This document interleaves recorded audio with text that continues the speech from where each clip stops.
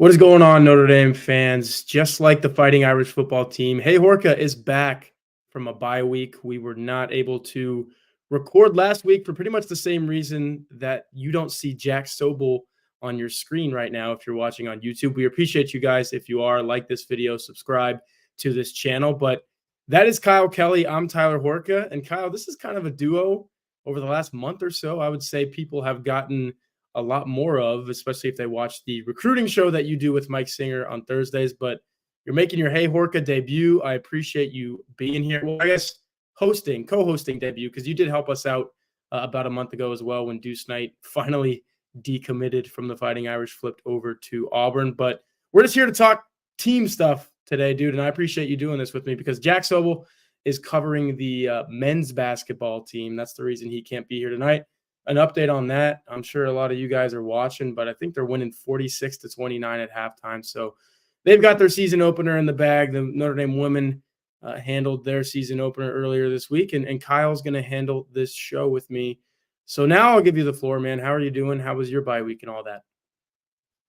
Well, I was doing pretty good until you mentioned the last time I was on this show. That was my debut on Hey Horka. And that was a very stressful time because I remember Mike was out on PTO that day, and I think it was also the bye week. So, just a little background. During the Notre Dame bye weeks, we work on the weekends. So we try to take some time off during the bye week here and there. Usually one of us are out for a day, and it just so happened Mike was out the day that Deuce Knight finally flipped to Auburn, and the entire content package and everything was up to me to get everything published and ready to go right away. And I remembered that at this time, about a month ago, I think it was on October 2nd, I was hot, I was sweaty, I was nervous. I mean, there was just a lot of commotion, a lot of things going on. And I had the same polo on.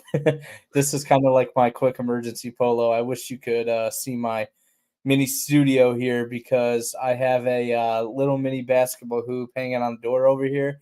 And I got about 6 hangers and some button downs and some polos, and I rotate through them and then wear them for the my appearances on the Blue and Gold YouTube show. So back to the pink or salmon or orange, whatever you want to call it today, and excited as our buddy Mark with Glasses says for my primetime Kyle Kelly return on the Blue and Gold YouTube channel to talk some Fighting Irish football, and sounds like some college football playoff too. Yeah, so that last time, I think I gave you about 30 minutes heads up. Hey, you're coming on Hey Horka. At least this time, I think it was what I texted you like 24 hours ago. I said, can you do this for me? Or was that earlier today? I don't even remember. It's a long No, day. I think it was last night. Okay.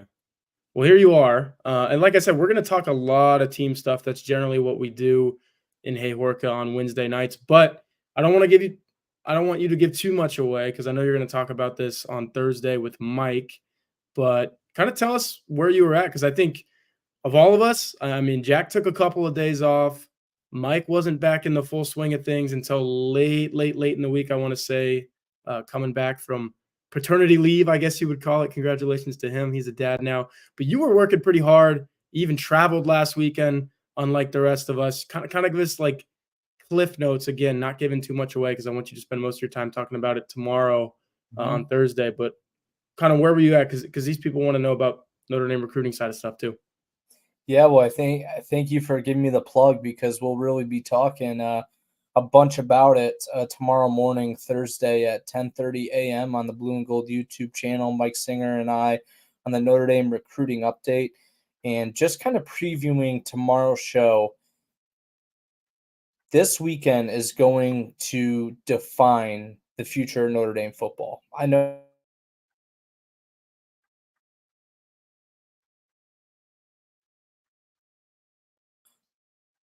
Sorry, my connection is hopping around there, but kind of going back to my point, this weekend is going to define the future of Notre Dame football. Big recruiting weekend for Florida State game. We'll be talking about all of that tomorrow and recapping my travels in the Northeast, where I was out to see a handful of Notre Dame commits, a couple of targets, highlighted by quarterback commit Blake Hebert, who Notre Dame flipped from Clemson about 3 weeks ago. So very excited to dive in on both those topics tomorrow morning, but as equally excited to talk some actual Notre Dame football. And whatever direction the show ends up going, I'm prepared and ready to converse. Well, first of all, it's going to go this direction, Kyle. As you know, we said that you're making your Hey Horka debut in a way. Hey Horka is brought to you by Auggie's Locker Room, and it is a Notre Dame home game weekend. Only 2 of them left. You got Florida State this weekend, and then obviously you've got Virginia next weekend. So if you're coming to Notre Dame to South Bend for either one of those games, you've got to make time for Auggie's Locker Room. When you come, you have to make time for Auggie's Locker Room. Like I said, they have a wide selection of Notre Dame Stadium pieces, jerseys, helmets, autographs, and one-of-a-kind Rockney items. If you're watching on the YouTube, again, thank you earlier. Well, thank you right now. You're seeing some of that stuff right now. You can find exclusive Joe Montana signed items and famous sculptor Jerry McKenna's replicas of the bronze statues around the stadium. Augie gets new items all the time. If he doesn't have it in his store, he will find it for you. Visit Auggie at 1733 North Ironwood Drive in South Bend. That's a new location. I was actually getting insomnia cookies the other night here in South Bend, and I didn't realize how close those two things were right to each other. Here's the thing. If you're at insomnia cookies, you know that there's a college campus nearby. So the fact that I could see Auggie's Locker Room from the parking lot of insomnia cookies, that tells you how close Auggie's store is to Notre Dame's campus, right down the road. Go there and see the vintage helmet display dating back to 1890. He's got some amazing items that you want to see. Visit augieslockerroom.com or call him at 574-277-6363. All right, Kyle, like you said, you want to talk some team stuff. I love home game Saturdays, and telling everybody that we only have 2 of those left, I got a little sad because that's my opportunity to sit next to Kyle Kelly. I don't get a lot of those opportunities really in the offseason or in the football season. I only get 6 of them in the football season because, like I said, it's all home games. So we chat team stuff then. We're going to chat some team stuff tonight. I'm excited for this 45 minutes, 1 hour, wherever it goes. Obviously, Kyle, right now, with Notre Dame not having played in, 10, 11 days, it's going to be 14 days by the time they kick off against Florida State. The big news is the college football playoff rankings, and I think Mike and Tim Hyde talked a lot about this last night, so you can check out their show and their podcast as well. But we're going to spend, 10, 15 minutes talking about what you think of the rankings, what I think of the rankings. I'll preface it with, and this question is from DCWFLYCA. Appreciate you for asking a question in the Hey Horka thread today. Kind of drives this show. I thought all along, Kyle, for the last couple of weeks, once we knew that Notre Dame was still going to be a one-loss team, the other one-loss teams, the undefeated teams, the Irish were going to be in that 8 to 10 range. And if you asked me to pick 8 or 10, I probably would have said 10. So I, for one, am not shocked. I wrote at blueandgold.com. Basically, the committee, just like the Associated Press on Sunday, gave some credence to the undefeated teams. I mean, Oregon's an undefeated team, number 1 in the nation. And then you have your Indiana and your BYU right in front of Notre Dame. So if the Irish were undefeated, look, they'd be up there around number 4 or 5 where Miami's at, but they're not. And that's the reason you see them all the way back at 10. Now, if they're 11-1 at the end of the year, I think you have a great shot of being a 5, 6, 7 seed in the college football playoff, because I think Indiana is going to lose to Ohio State. I wouldn't be shocked if somehow Michigan finally realizes that it has really good players and beats Indiana. Like, I think Indiana's a little bit of a house of cards. I think BYU's a house of cards. I wouldn't be shocked if Tennessee loses another game. Like, these are all teams ahead of Notre Dame, Kyle, that I wouldn't be shocked. Like, Notre Dame's path to 11-1 is a lot better than some of those other teams. I get it. Indiana's got a really good shot because all they got to do is go 3-1 in the next 4. But an 11-1 Notre Dame is going to be ranked higher than an 11-1 Indiana, even if Indiana's only loss is Ohio State. So you put Notre Dame at number 10 in these first rankings, Kyle. I think that's a good starting point. It's a good starting point, good starting place.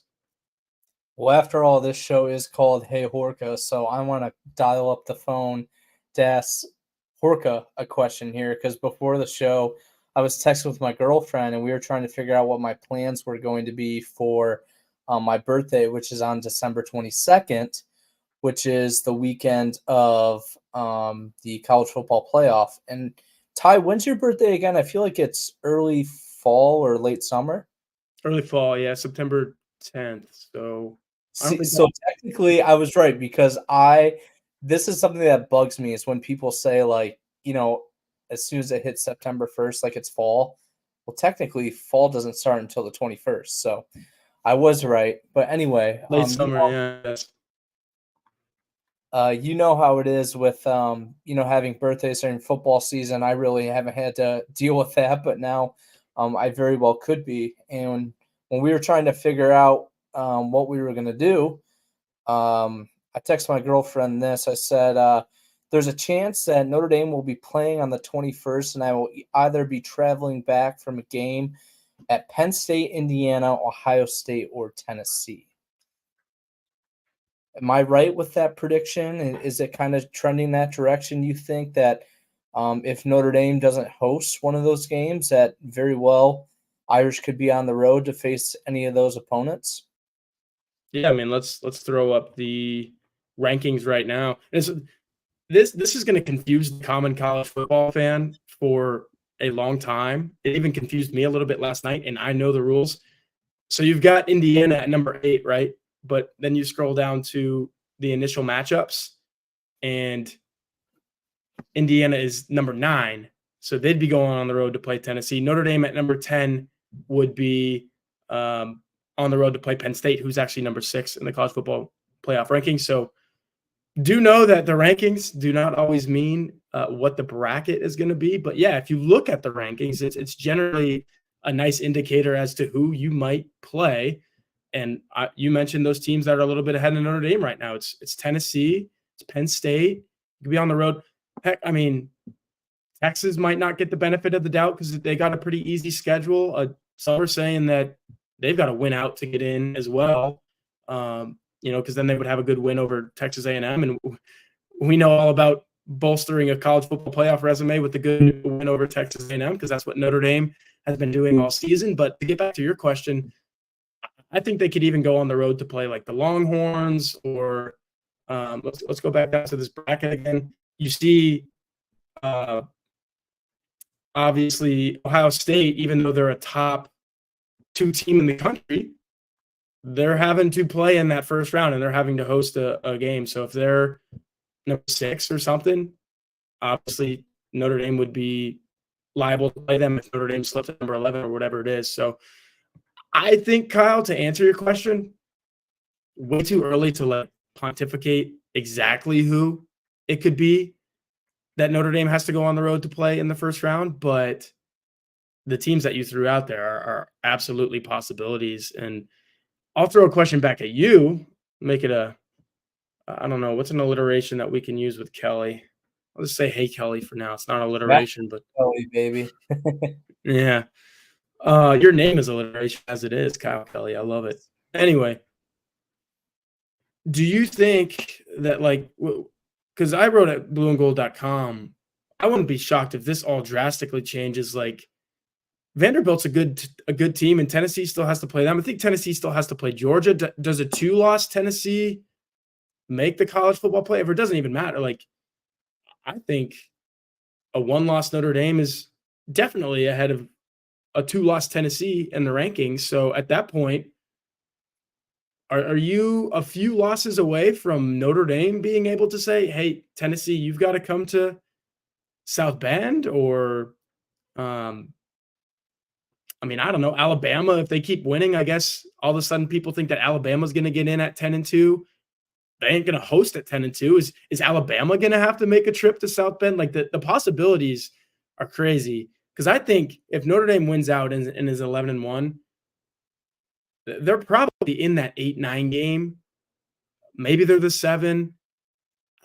5-6, based on what the rankings are right now, it looks like it's getting tougher and tougher to get that high. But like, if you're a 6, 7, 8 seed and you're Notre Dame and you're hosting somebody, it's looking like you're going to be hosting maybe a 2-loss SEC team. And I don't know if that's a great proposition for Notre Dame. I mean, they can hang with like Tennessee, but I don't want to play the athletes that Alabama has and all that. So What are your thoughts on going on the road versus hosting a team like that? Well, there's a reason why Notre Dame fans kind of celebrated these first set of rankings, even though that Notre Dame wasn't going to be hosting a home game. It's because they were going to go on the road to play Penn State. And Penn State, obviously, in that game against Ohio State last Saturday, proved they were very beatable.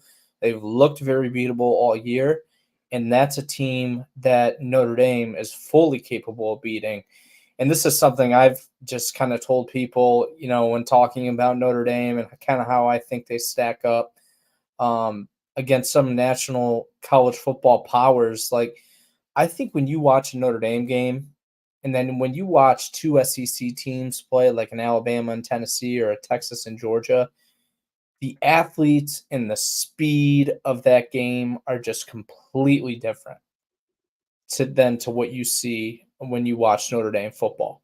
And similarly, that's kind of the case. Maybe it's conversely, maybe similarly, but when you watch Big Ten football, even Big Ten football is the second biggest power conference, has a ton of teams that are vying for college football playoffs. Even that play style is a little bit different than the SEC, and that favors more toward Notre Dame. And the ironic part of this conversation is Notre Dame went down to Texas A&M week 1 in prime time against a Texas A&M team who has proved to everyone this season that they're a way better team than how they were predicted entering this 2024 campaign. And Notre Dame went down there and beat them and showed that they can go toe-to-toe with those SEC schools. Now, also, ironically to that, Notre Dame had Benjamin Morrison. They had Jordan Botelho. They had Boubacar Traore. I've been saying for a long time, I think Jeremiah Love is an SEC-type player on the Notre Dame roster. Boubacar Traore is certainly that same type of player, a guy that I think could excel and succeed in the SEC. But my final thought on this topic is all these outlets and like ESPN and I think The Athletic, we might even have some version of it at On3. I know a lot of our national analysts do different projections and seedings every Sunday. But I'm going to call this one the Kyle Kelly common sense metric. And I think that if you look at the way college football has gone this season, the results of most of the games so far, a lot of these teams are kind of eating themselves up in these leagues. I don't think we're going to be coming out of this season. Maybe one or two undefeated teams. Maybe. What is there? Is there even more than two undefeated? Well, yeah, BYU's undefeated. I'm thinking more Miami and Oregon. But, there could be a whole lot of one-loss teams and a whole lot more two-loss teams. And the more teams there are like that, the better off it puts Notre Dame in a position to host a home game on December 21st in the college football playoff in South Bend. 100%. Just to your last point, you have Oregon, you have Miami, then you have Indiana and BYU. Those are your only undefeated teams in the top 24. You got to get all the way down to Army. That's crazy. To find another one. So there's 5, Kyle. There's 5 undefeated teams in the first college football playoff rankings. It was the first Notre Dame bye week that kind of told me, oh, Notre Dame is fine with that NIU loss, because that's when Alabama lost to Vanderbilt. And what was the other carnage of that week? It's so far removed for me at this point. But like, all these teams were losing. And as soon as you lose one game, Kyle, you're susceptible to losing another.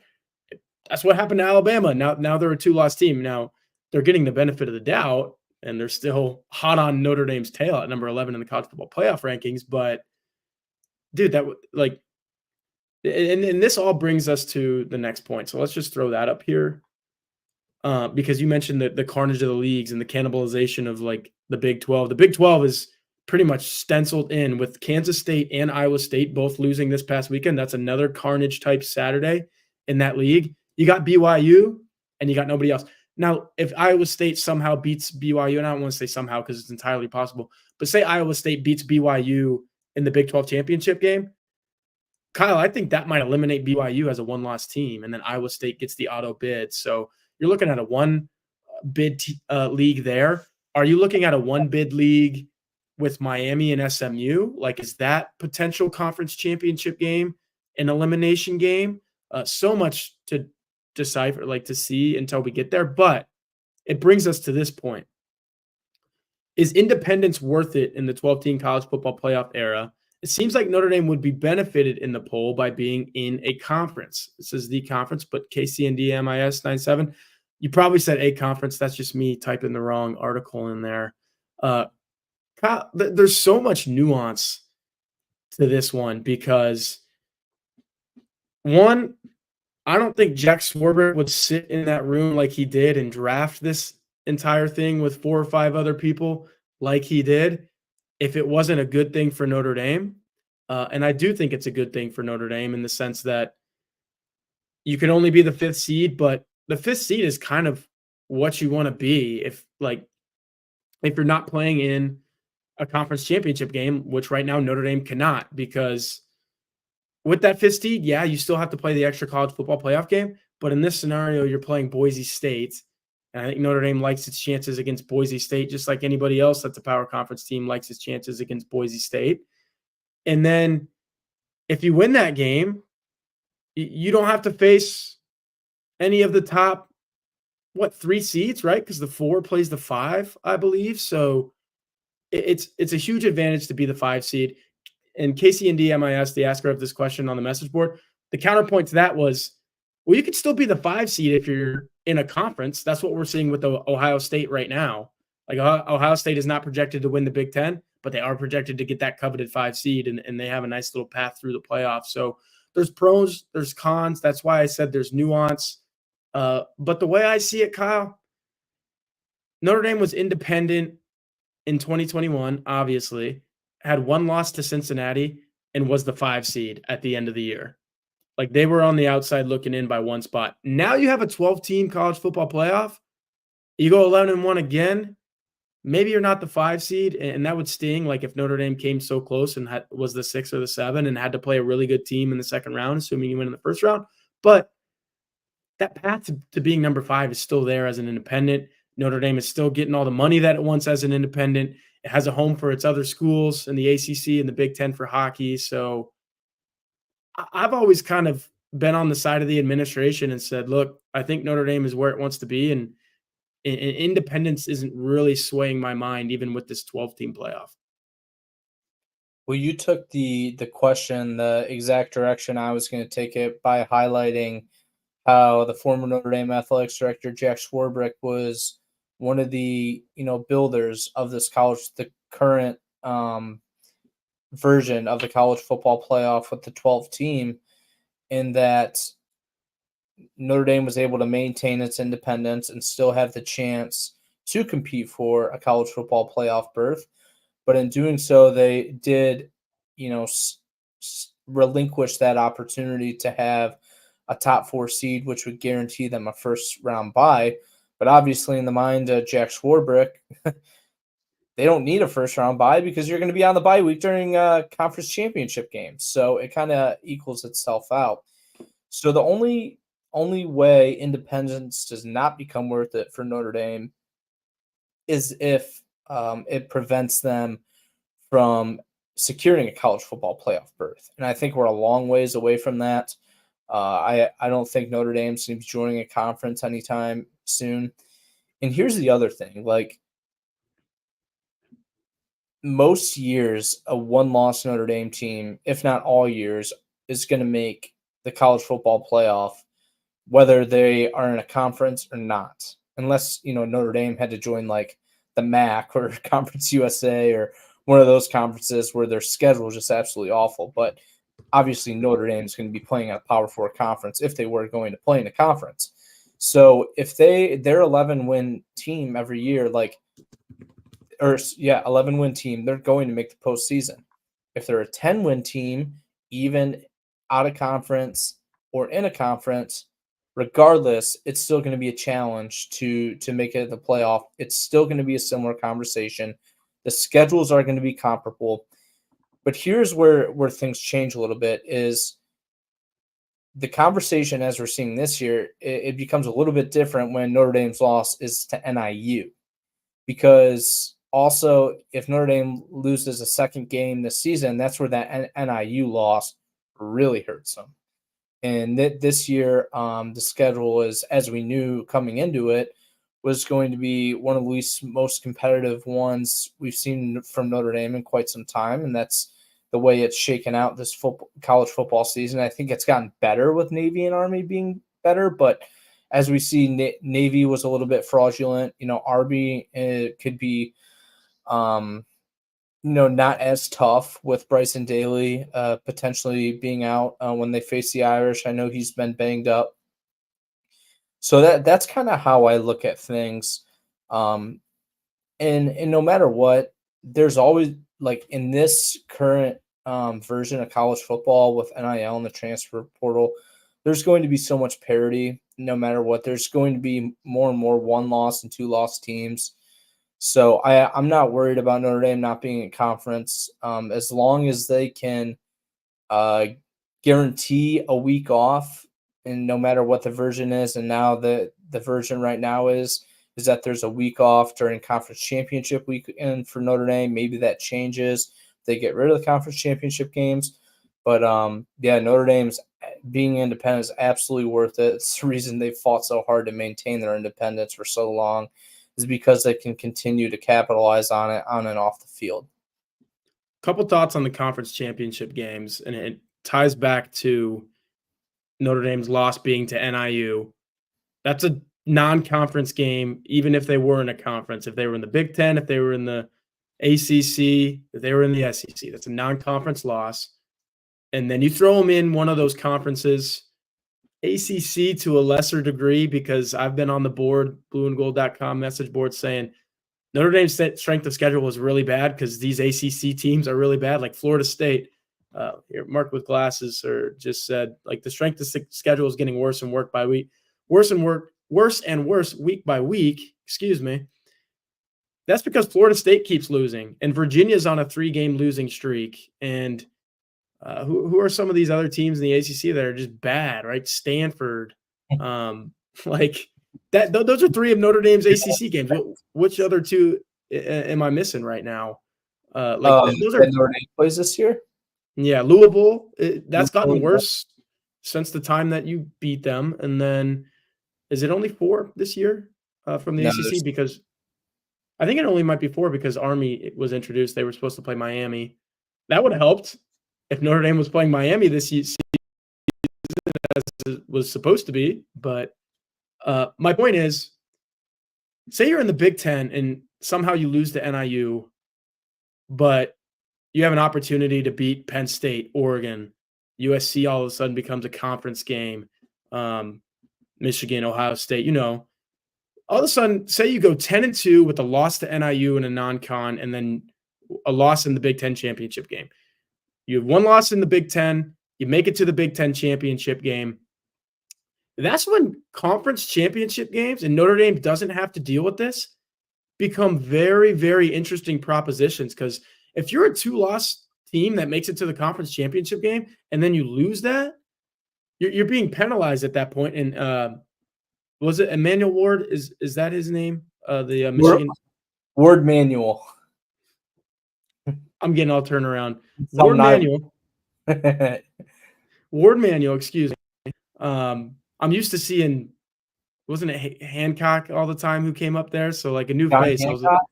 I think it's Bill Hancock. Now you're the one getting mixed up with things. Yeah. I think it's we better get away from the name game here. This show could really come off the rails. Anyway, yeah, let's stick to the conference championship game thing, because like that's interesting for me. Is if you're a 2-loss team that makes it to the conference championship with only 1 loss in your conference, if you win it, obviously you're automatically in. What happens if you lose it? That's the thing that Notre Dame does not have to deal with right now. It doesn't have to deal with a proposition of losing a conference championship the week before or a couple days before a committee makes its decision on whether or not you should be in. And look, a conference championship game, like you said it earlier, Kyle, that's basically a bye week for Notre Dame with the way its schedule is currently constructed as an independent. if you make it to a conference championship game and lose it, but still get into the playoff, like I just said, the committee says, you know what, you're still a playoff team in our eyes. We're going to put you in. Guess what? You're playing the very next week as an at-large team, and then you got to play again, and like you've got to play a lot of football. I think Jack Swarbrick had that in mind. Knowing what I know about Jack Swarbrick and spending a little bit of time around him in the 4 or so years since I moved to South Bend, he cares about these student athletes at Notre Dame. He always has them front of mind. What's best for these guys? And then the flip side of that is what's best for Notre Dame's athletic programs. He's always had that in mind too. And he combined both of those things in being one of the guys that said, hey, this is the way that I want the college football playoff to be set up. And I think Notre Dame is just fine in that setup. Here's the thing that throws everything for a loop, Kyle. I think college football playoff is going to 16 teams sooner than later. Couldn't it be like in the next couple of years? They only did a 2-year deal for the 12 team. At that point, I don't have all of the details top of mind, but Kyle, correct me if I'm wrong.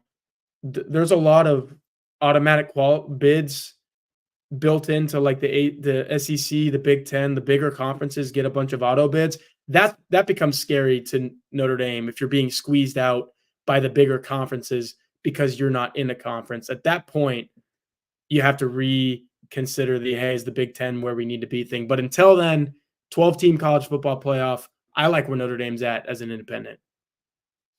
Yeah, the 16 team, I'm going to be honest, I don't remember a whole lot about how that could be configured, and I don't even know if it is configured yet, but I do know that as it expands, like the value of Notre Dame being in a conference increases. So, yeah, I think Jack Swarbrick's probably a little bit disappointed that this 12 team is not going to be a part of the college football playoff era for very long, because I think kind of goes back to the way we started this conversation is basically the way it was constructed was to benefit Notre Dame. Last point on whether or not being in a conference is the best thing for Notre Dame as it pertains to the playoff. The schedule has so much to do with it, and we kind of started the conversation off that way. This is Notre Dame's schedule next year. To me, I mean, it's obviously pretty front-loaded. Miami, Texas A&M, both teams are on the uptick, honestly, and those are going to be tough games. But after that, like Arkansas, Boise State, those are decent games, considering Arkansas is on the road. USC looks like they're on the downswing. That's a schedule that if I had to pick between, hey, this is really going to help Notre Dame get into the playoff and this is going to hurt, I think it might hurt considering they're liable to lose one of those first 2 games, and then they're on hot coals the rest of the way thinking that they got to win all of those games. But then you get to like 2026, Kyle, and this to me is a schedule that like they added SMU to this today. I don't think we see. Yeah, there we are at the very bottom. SMU's on the upswing as well. As soon as Notre Dame starts getting some of these better teams on its schedule, to me, you start inviting the possibility of Notre Dame, like a genuine possibility of Notre Dame making it as a 10-2 team as an independent, and that's like a pretty safe space to be. Obviously, you're playing a game of quality loss versus quality win, but like to me, that's always what the playoff, the subjectivity of the committee is. They've been evaluating who have you lost to and who have you beaten throughout this entire process, dating back to like the first college football playoff 10 years ago. So the better the schedule, obviously, the better for Notre Dame, but you still have to win double-digit games for it to matter at all. So it's interesting, but I think we both agree that independence, like you're fine with it. Notre Dame can handle it in a 12-team playoff. We'll just wait until a 10-3 SEC team makes it, because there's going to be, a possibility of a very good 2-loss SEC team making it into the SEC championship and then losing. Like an LSU, right? Or a Texas A&M if they run the table. Like those are 2 teams that could easily do that. Lose the conference championship game, make it into the playoff over a 10-2 Notre Dame, or that would be chaos. We'd be having a completely different conversation. I It's completely agree with you on that. Let's talk more personnel now. This is from Aerofan624, big time contributor on the message board. We appreciate him. Kyle, when he asked this question, my immediate thought was, oh man, this is going to be very tough to find answers for because there's probably so many guys. Mhm. I think we're finally getting past that. Oh my gosh, everyone has an extra year of eligibility phase from the COVID. Like we're almost out of that because I didn't find a whole lot of guys to answer his question of who should Notre Dame hopes comes back for a fifth year in 2025 to make this team better. And so in November of next year, we're talking about Notre Dame team that could also make the college football playoff. I'll let you have the floor because again, I didn't find a lot of guys, and you probably when you did your research thought the same. Like there's one there, there's one there. Not a whole lot of options, but there are some. So I'm curious to see who you came up with. Yeah, just to make sure we're on the same page here. I identified 5 guys. The 2 interior defensive linemen, Yep. Jason Onye and Gabriel Rubio, barring that Onye does return to the team at some point this year or next. Wide receiver Jaden Thomas. I guess technically Deion Colsey as well. And then offensive lineman Rocco Spindler and Pat Coogan. Am I missing Yep. anyone? Nope. Those are the guys. And not sure if you guys can see this on the YouTube, but this is the scholarship chart that we do at blueandgold.com here. And what you're looking at is the guys with 2 years of eligibility that have an asterisk next to their name because that means they've taken a COVID year. They've been around for 4 years already, but they can come back for 5. And like you said, Kyle, I see Deion Colsey, Jaden Thomas, Kevin Bauman would also be in there. Did you say Bauman? Is he technically a 5th year? Oh, is he a 5th Or year already right now? Yeah, I Yeah. think yeah. He's Next taken year would 2. be He should have 2 asterisks next to his name because he's taken 2 redshirt seasons. Rocco Spindler, Pat Coogan, Jason Onye, Gabriel Rubio, and then Chance Tucker, I believe, would I think this yeah. is his true senior season. So It is. Yeah, I do remember seeing that, but I kind of factored him out of my mind, unfortunately, because the injury, yep. and he was already kind of on the outside looking on the depth chart to start the season. But ironically, he was starting to come along a little bit during camp just because they had to use him so much, and there was going to Right. be the possibility that he had the opportunities to play. But the way I did this, Ty, is I ranked this into 3 tiers in terms of the guys that they should prioritize getting back. And I think tier 1 is an absolute no-brainer. You have to do whatever you can to get Gabriel Rubio and Jason Onye back on that roster next year. Because even if both those guys were to come back for a 5th season, you probably still need for sure 1 and probably 2 interior defensive linemen from the transfer portal to give you a healthy rotation next year. Notre Dame has a lot of young guys this year, but not a lot of those guys are ready. Otherwise, we'd have seen some of those guys play a little bit more often this season. And the young guys I'm referring to are the Armel Mukums, who he is starting to play toward the end of the year. Sean Sevillano, I know Cole Mullins was working at 3 Tech during the summer, but he's been banged up and has not been in uniform. So, of course, you got Heinisch back, but he'll be an upperclassman next year, or junior. So they need those guys back. Those are the must-haves. And in tier 2, I just have one player, and that is Jane Thomas. I think you need him back for depth and leadership and an able body in that wide receiver room. JT really hasn't got much of a chance this season because they brought in so many guys ahead of him.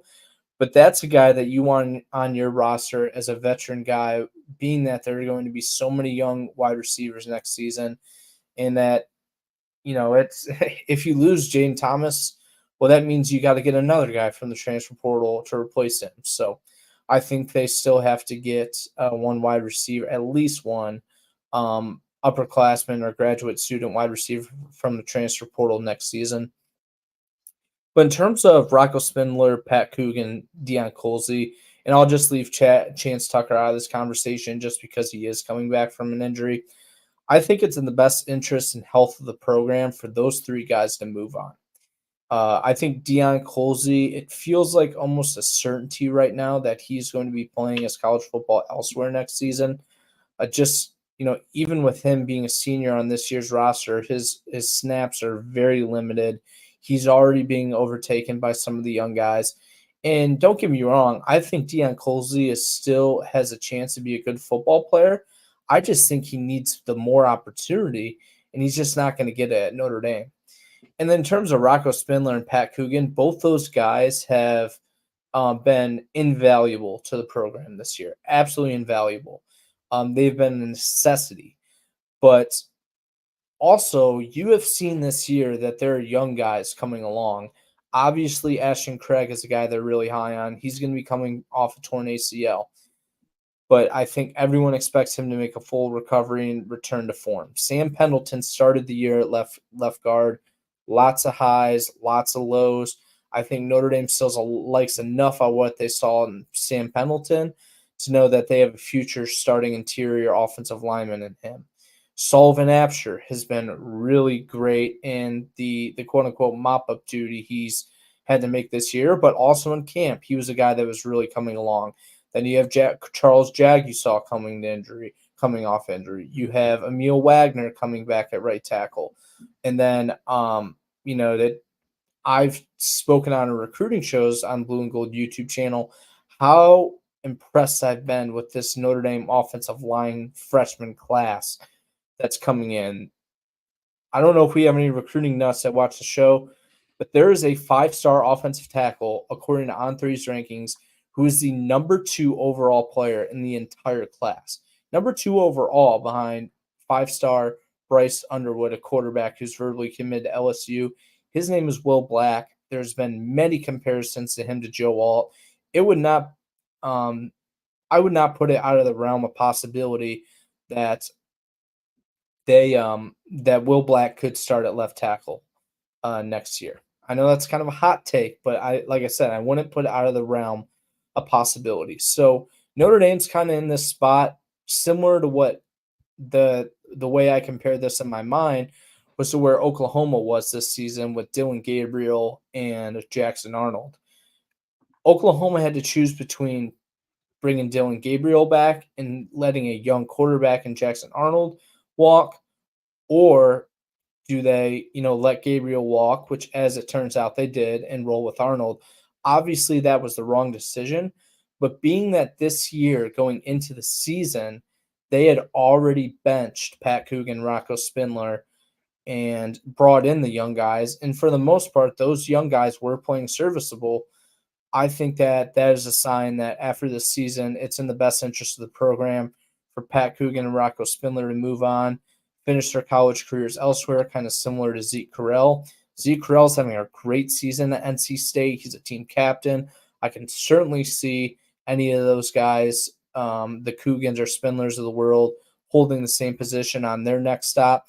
But I think that if you're Notre Dame, you want to have guys with more eligibility back on the roster than just have 1-year rentals, so to speak, at the offensive line in 2025.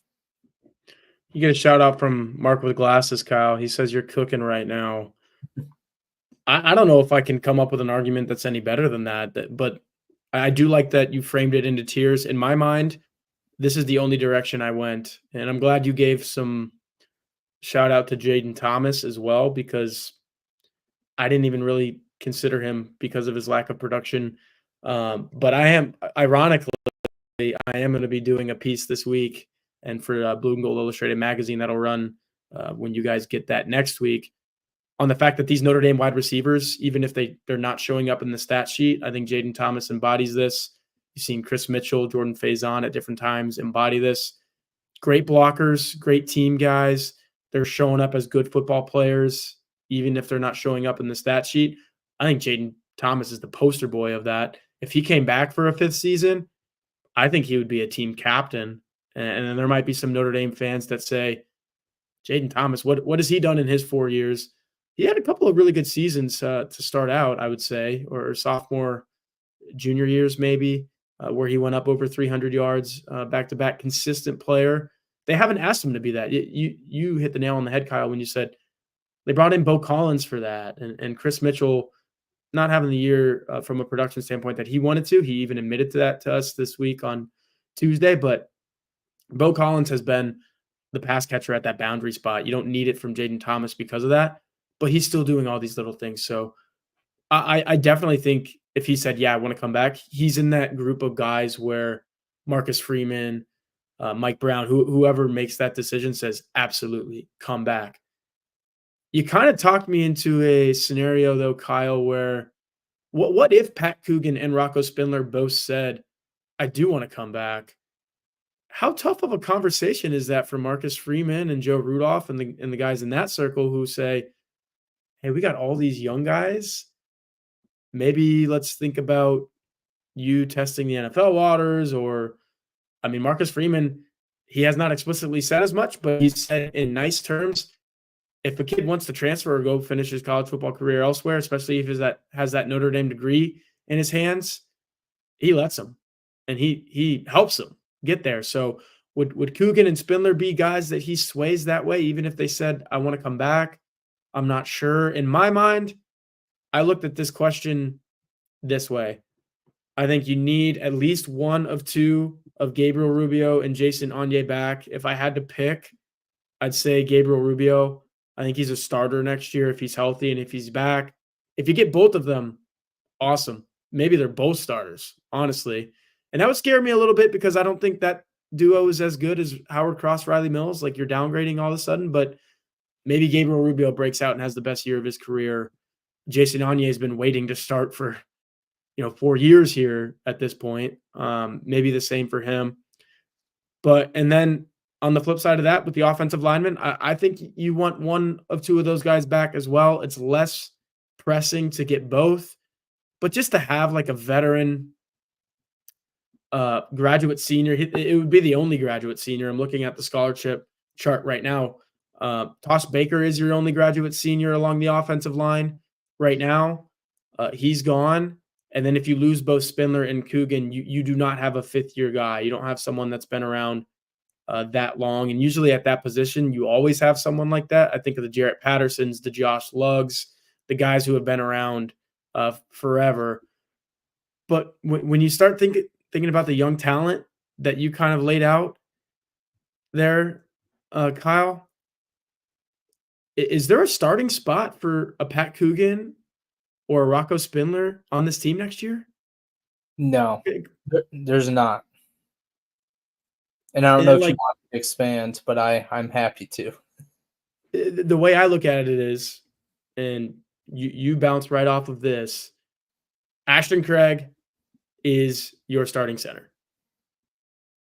Billy Schrouth is definitely a starting guard. At the other starting guard spot, I think you have Sam Pendleton to choose from. I honestly think Anthony Knapp is going to get bounced inside because at the tackle positions, you mentioned Will Black, you mentioned Emil Wagner. Charles Jagasaw is a guy that we haven't talked about all fall because he got hurt in August. He's right there. Gerby Lambert is right there as a potential starting tackle. There's 4 guys right there who could start at tackle. I think that pushes Knapp inside. Like I said, you have Schrouth, you have Pendleton. Who else am I missing at the guard spot who could potentially play? Chris Tarek, he's played this year. I know you like Chris Tarek, yeah. Joe Otting probably backs up Schrouth at center. Otting's played at Craig at center, excuse me. But yeah, it's loaded. So I would not be shocked if you see both Rocco Spindler and Pat Coogan starting for some other team next year. Because I don't know if they're NFL guys out of this year, but they got an extra year of eligibility, so they still want to play football. You kind of persuaded me into that, Kyle. You talked me into that one, man.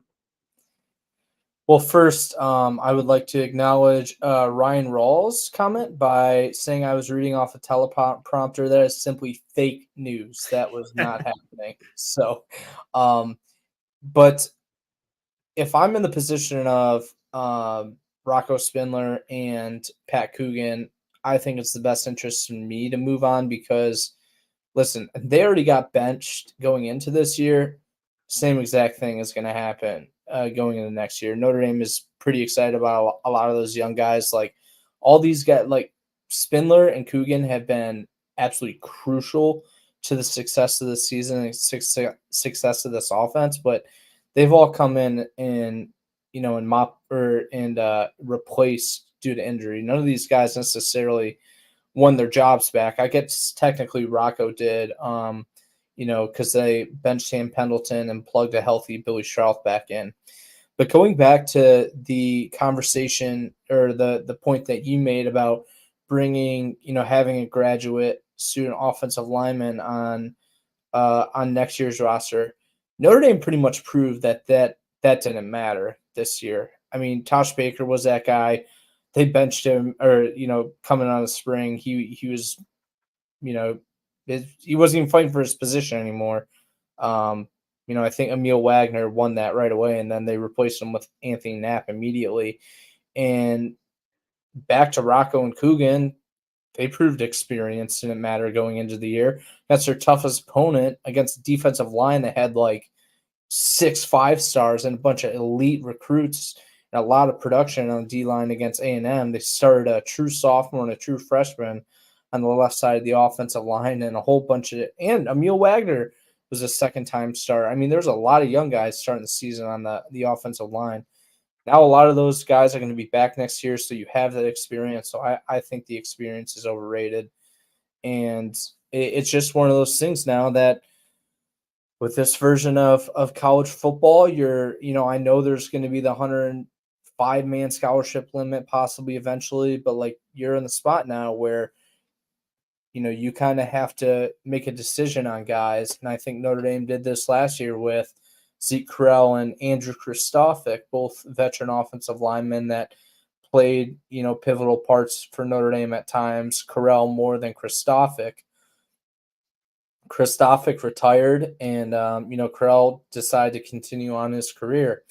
And I just think that's in the best interest of the program. I mean, that's nothing against Spindler or Coogan, who I think, like I've mentioned numerous times, have been phenomenal this season. But when it comes right down to it, you're looking at this, as a true business and, coaching decision that, you are going to much rather have 2 or 3 more years of a Sullivan Apsher or a Chris Tarrick or an Anthony Knapp or Sam Pendleton than just a 1 year of Coogan or Spindler, who are probably going to enter next season as second teamers. Kyle, when you get the Tyler Buchner reference, that's when it's time to move on to the next question, and that would be our last question. But that is funny that Herrick brings this up because he's not on that scholarship chart that I just showed you guys on YouTube, but he'd technically be a fifth-year guy next year, would he not? He was a true freshman in 2021. I got a hot take for you, man. Here we go. I'm good for all these hot takes. If I'm Notre Dame, I'm doing whatever I can to keep Tyler Buchner on the roster next year. As ridiculous as that sounds, they need Tyler Buchner back because, this is a whole nother show that we could do at a whole nother time. But I think Notre Dame's going to be losing 2 quarterbacks in addition to Riley Leonard this offseason. I think it's the most likely outcome. And you are going to need a scholarship arm in that room. And even though, Tyler Buchner's college career at the quarterback position kind of flamed out, he did win that bowl game MVP in the Gator Bowl for Notre Dame. And I think he just won Scout Team Player of the Week after giving Notre Dame a good look against Navy. So I'm big on being in Buchner's corner and saying that they need him back on the roster, put him back at quarterback. And I think Buchner is kind of invaluable to the program, especially as Mark with Glasses points out, Tyler's off the books. He's a walk-on player, so he's not even counting against the scholarship limit. So that's my last thought there. Well, actually, I want to get one more thought or just clarification. You said Notre Dame's losing 2 quarterbacks in addition to Riley Leonard. I hope that means including Riley Leonard, or you think there's 2 guys? What are you trying to say here, Kyle? I mean, if you just look at this logically, I don't want to say it, but CJ Carr is your starting quarterback. CJ Carr is your Okay. starting quarterback next year. I think I agree with that at this point. We've seen enough from CJ to know that he's the future of the program, in my opinion. Now, if Steve Angeli beats him out, all power to him. But I think just looking at this logically, this is something we've learned on the recruiting in our recruiting coverage. Notre Dame is all in on CJ Carr. They are fully invested in that guy. So I think the most likely outcome is that, it's going to be a quarterback position competition between all three of those guys entering the offseason. Kenny Minchie's always kind of been talked about as the odd man out, which is kind of unfortunate because I think he's a really, really good football player. But, if CJ Carr wins that starting quarterback job, like what's the point of Angeli or Minchie sticking around, being that you were beat out by redshirt freshman, true sophomore? Your path of playing time at that point is pretty limited. Obviously, you could take the Angeli route, or Angeli could remain in that position on banking on being the backup. But I think at some point, you're going to want to play, and if obviously it looks that way for Angeli, similar for Kenny Minchie. You can't wait for your opportunity forever. So I just think that it's more if we had to put odds on it, I think it would say it's more likely than not that Notre Dame loses two of those guys this offseason and probably one at minimum. The more I think about it, and this is obviously a conversation for another day, but we got into it here at the end of this thing, so I'm going to give my opinion. I think, and I'm a Steve Angeli guy. I'm not sure if I'm a Steve Angeli over CJ Carr guy. I tend to think you give the keys to the young kid and let him go. Like I want to see him start for 2 or 3 seasons for this Notre Dame program. However, if I'm Steve Angeli, I am 100% not being this team's backup for a 4th straight season, because that's basically what it would. That's basically what it'd be. As soon as Tyler Buckner got hurt a couple seasons ago, he backed up Drew Pine, Steve Angeli did. And then he backed up Sam Hartman. And now he's backing up Riley Leonard. You're going to back up, like you said, Kyle, a redshirt freshman? No, not happening. So as much as he loves Notre Dame, at that point he would have his degree probably. I think he can get it by the end of either this semester or like get it at the end of the spring next year, right, Kyle? Like 2025. So he's gone. However, I do think there's a part of me that believes that Kenny Minchie would stay on the grounds of, I'll say it right now. Tom says we've seen nothing from CJ. What if CJ does play and he's not good right away, as a redshirt freshman, or gets hurt or whatever? Kenny Minchie for the first time would finally be one thing like that away from being this team's starter. And I get it.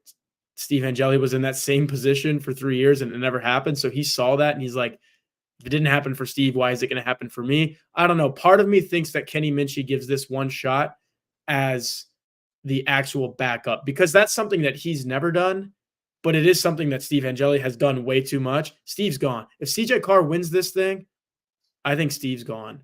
But I do think there's part of me that believes Kenny would stay and give it a shot. So I hope for Notre Dame's sake that they don't both leave, Kyle. You're speaking some ominous stuff into the world, because like quarterbacks are assets, and I get it. You only start one of them. And we talked so much about Notre Dame's depth this year at the quarterback position. And like, it doesn't mean anything because all of them aren't playing. But man, like you can't afford to lose multiple guys. That's just my 2 cents. Yeah, I mean, I'm just kind of talking about this as if I'm in the best interest of Kenny Minchie. And I think in the best interest of Kenny Minchie is to go to a different program and take it over. Now, I'm speaking in the sense that if Kenny Minchie were to lose the starting quarterback competition, because I still think there is an avenue for him to still win that battle this year. I'm just kind of, my opinions based off kind of what we've seen from CJ and the momentum and the feedback that we've gotten from the program about his development this summer, this spring, and this fall, that it kind of points, it feels like it is being set up for him to take over the reins as a starting quarterback. I think part of the reason why is I think Notre Dame is sick and tired of 1 year starting quarterbacks. I think Steve Angeli could technically be a 2 year guy, but I think they want a guy that they can build the program around for 2, 3, 4 years to come. And CJ is that type of talent. He's that type of personality. He is that type of player for the Notre Dame football program. So, knowing what I know about Kenny, I think I'm in agreement with you that kind of changing my opinion here a little bit, flip flopping, uh, because I know I mentioned that I thought it would be more likely than not that two quarterbacks would leave this year. Example Minchie and Angeli. But you do make a good point about Minchie hanging around for that reason. I think knowing the type of character and person that Kenny Minchie is, I think he would want to stay for that very reason. But just speaking as if I were in Kenny Minchie's shoes in this current climate of college football, I think best off to be able to go to your own program and have the chance to build it up from there. I would hate it for Steve, and this is Mike Singer who's popping in here with this question, and he's also a Steve Angeli guy. Like, I love that Drew Pine got those 10 games to do what he always wanted to do, and that's start in a Notre Dame uniform, and the same is true of Steve Angeli. He just wants to be a starter in a Notre Dame uniform.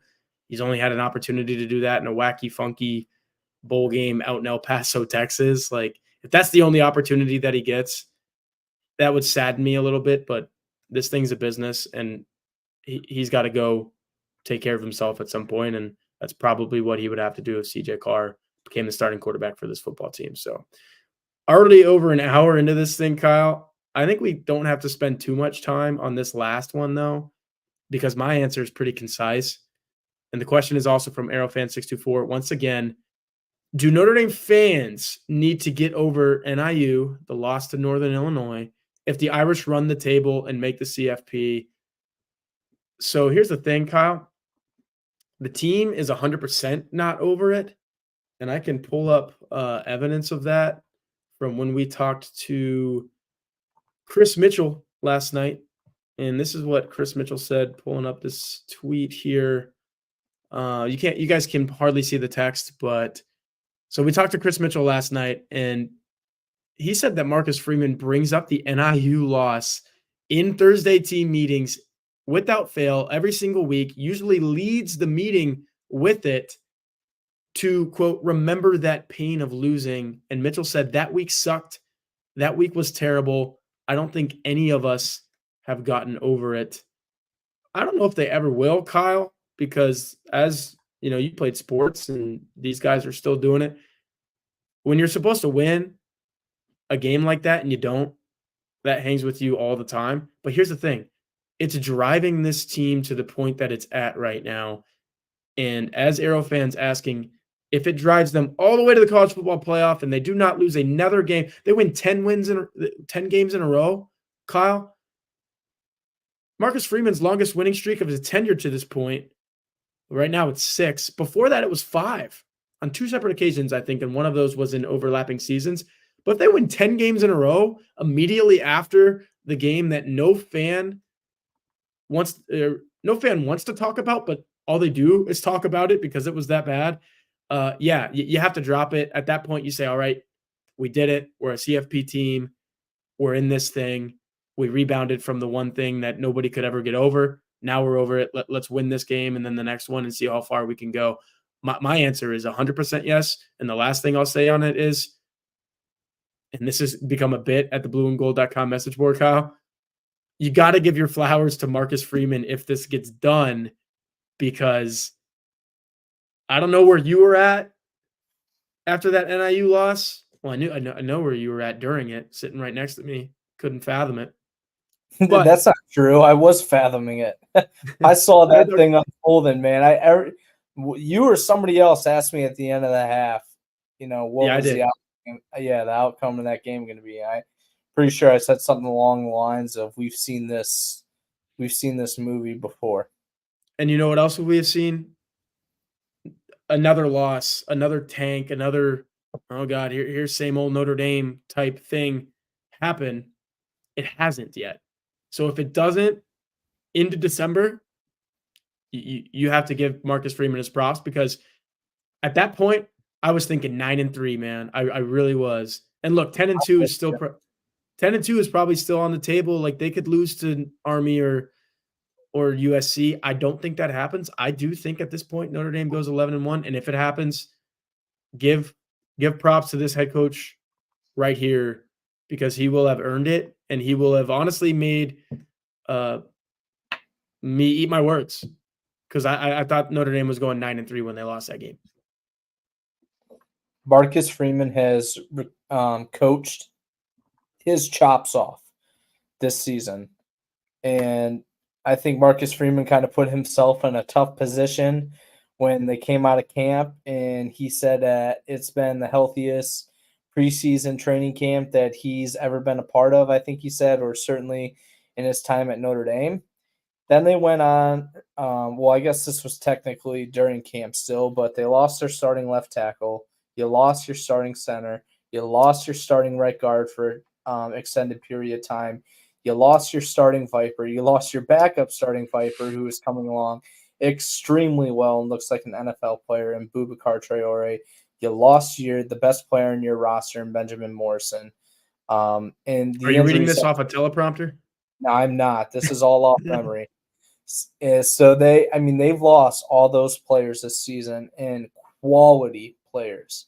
I mean, these are like program cornerstone type players and like guys that you win and lose football games with.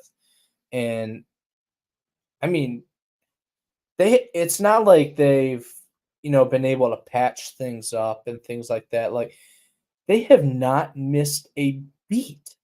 Now, granted, I think it's only been maybe 1 or 2 games without Benjamin Morrison, but the secondary has been completely fine. A lot of that is to the emergence of Leonard Moore. At left tackle, yeah, you would have loved to have Charles Jagusah, but I think Anthony Knapp has done a commendable job, especially after the first bye week. On the defensive line, it's a little bit different of a conversation because I think they have lacked some production, especially in terms of the pressures and the sacks that Boubacar and Botello were giving them. But I think that they've patched it together pretty well, and a big part of that was getting Josh Burnham back healthy. So it has been an outstanding coaching job by Marcus Freeman and that entire staff this year. And just because of that and the success Notre Dame has had so far, I think that gets you over the NIU loss. However, Notre Dame is not going to be completely over it unless they win out and unless they're playing in the college football playoff. Somebody made a good point. It's Tom DeMay, always making good points. The fans at that point, if Notre Dame's 11-1, you can get over it because it did not hinder the way that you root. Well, it did for a little while, but like your end goal was for Notre Dame to make the college football playoff.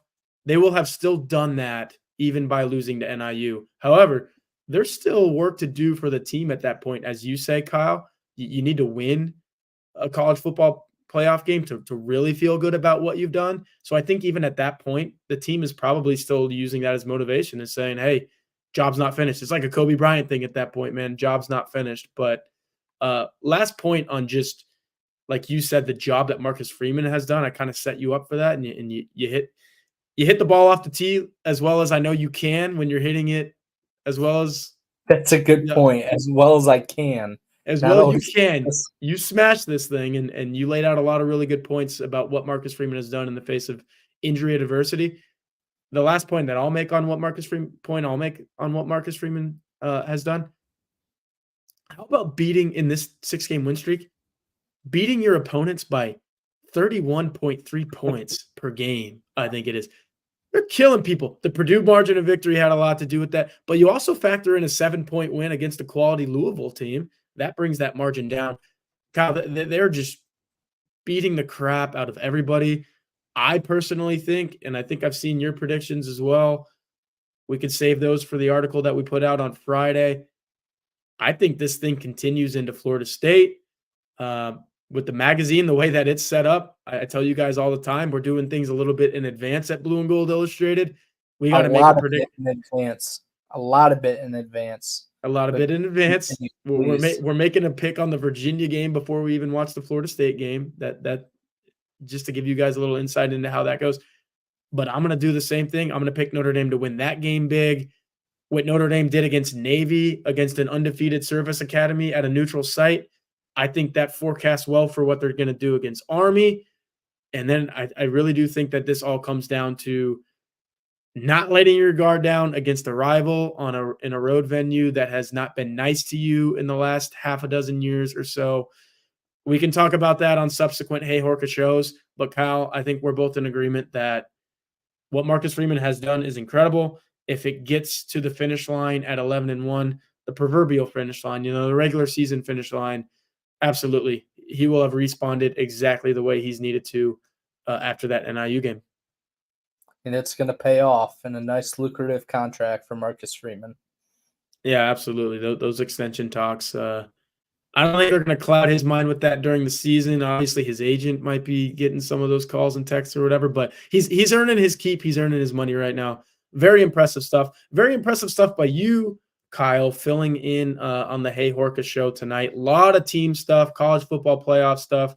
I know your forte is recruiting, but you're a versatile guy, man. You get on here and you know what you're talking about as it comes to the team. So I think everybody in the chat agrees with that. If you did watch this YouTube video live, we appreciate that. Again, we ask you to like it, subscribe to this channel.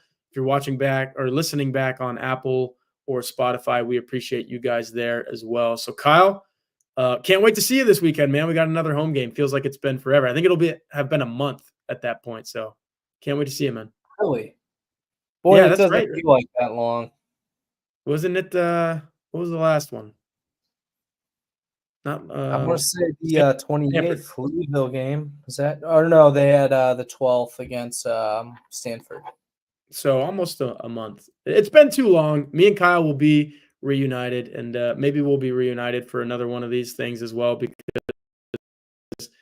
basketball is here and the schedule is crazy, and Jack and I are going to be at Purcell Pavilion quite a bit. But glad that I was in my living room. Glad that you were in your little man cave there, Kyle. And we will see you guys next time. We appreciate you guys for watching.